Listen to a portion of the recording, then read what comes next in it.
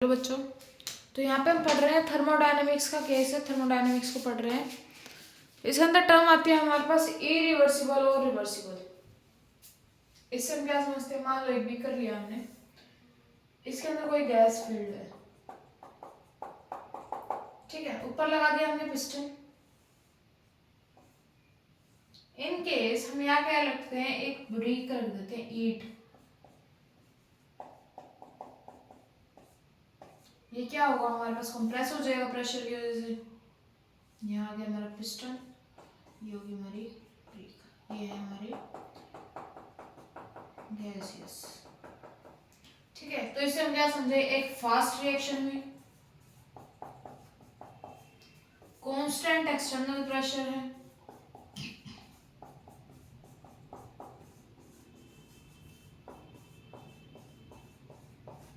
ये चीज बोल सकते हैं इसके केस में।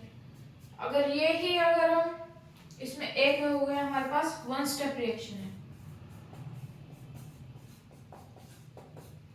ठीक है।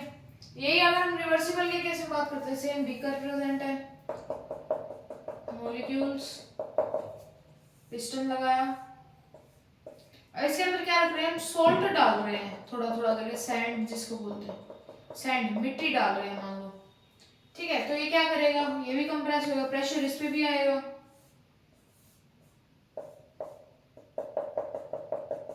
ठीक है, मॉलिक्यूल्स कंप्रेस हो गए। तो इसके अंदर हम क्या लिख सकते हैं, स्लो रिएक्शन है। आगे हम लिखते हैं वेरिएबल एक्सटर्नल प्रेशर प्रेजेंट है।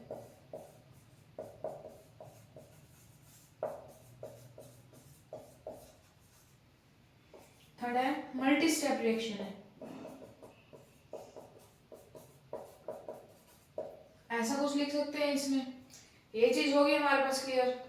इसमें जो ये चीज हम डाल रहे थे, ये थी हमारे पास सैंड, मिट्टी जिसको बोलते हैं, और यहाँ पे डाल रहे थे हम ब्रिक, सॉरी।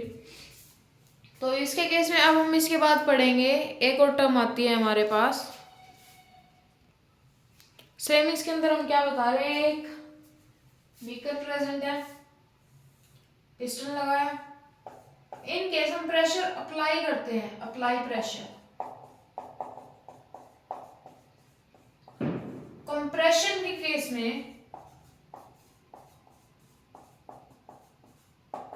हम प्रेशर को रखते हैं प्लस का P डेल V, ठीक है।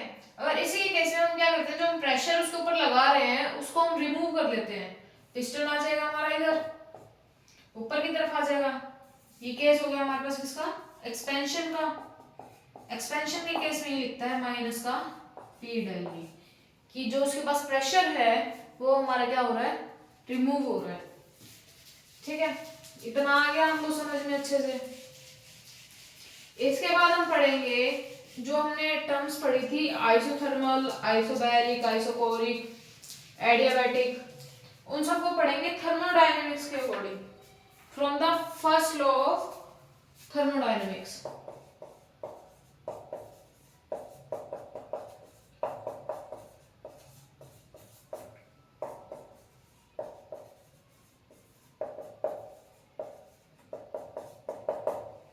इससे हम क्या देखते हैं, हमारे पास थर्मोडायनेमिक्स की इक्वेशन थी del U is equal to Q plus W। In the case of isothermal,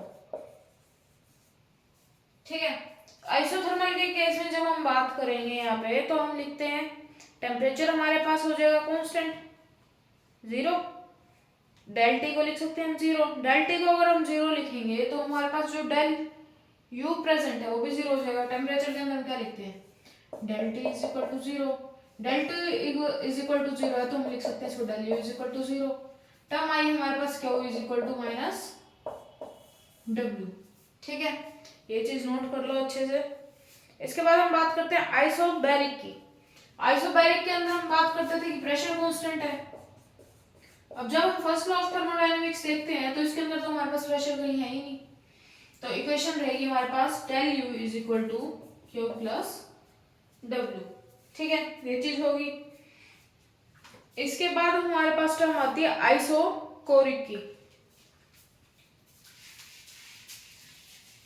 ये वाला जो हमने लिखा है एक्सपेंशन कंप्रेशन वाला, ये मान न्यूमेरिकल्स के अंदर पुट होती है वैल्यू, तो इसको भी अच्छे से कर लेना।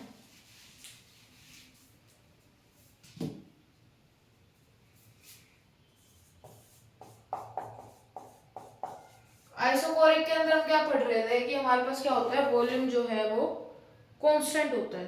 कांस्टेंट वॉल्यूम के अंदर जब हम बात करते हैं V is equal to constant, तो हमारे पास वर्क डन की वैल्यू क्या आएगी,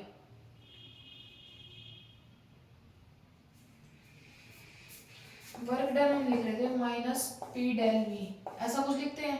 अब डेल V हो गया हमारे पास 0, तो वर्क डन हमारे पास हो जाता है 0। इक्वेशन थी del U is equal to Q plus W, W हो गया हमारे पास 0, del U is equal to Q plus 0, del U is equal to हो गया हमारे पास Q। ठीक है, ये चीज हो जाएगी क्लियर आइसोकोरिक के केस में। देन हम बात करते हैं साइक्लिक के केस में। साइक्लिक के केस में जब हम बात करते हैं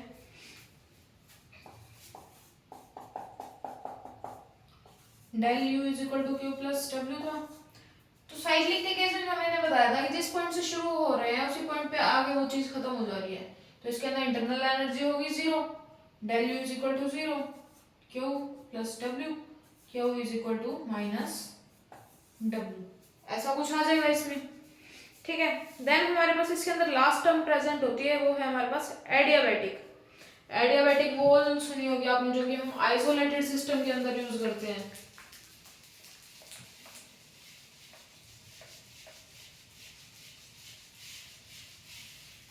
चार टर्म पढ़ चुके हैं, फिफ्थ है हमारे पास adiabatic. Same rule, del U is equal to Q plus W। इसके अंदर क्या होगी, एडियाबैटिक है तो वो क्या करते हैं, आइसोलेटेड सिस्टम के अंदर प्रेजेंट होती है, हीट को ट्रांसफर नहीं होने देती, क्या हो गया 0, del U is equal to W। ये थी हमारे पास equation in the term of adiabatic, और इसके साथ हमने क्या पढ़ लिए, पांचों टर्म्स पढ़ ली from the law of first law of thermodynamics.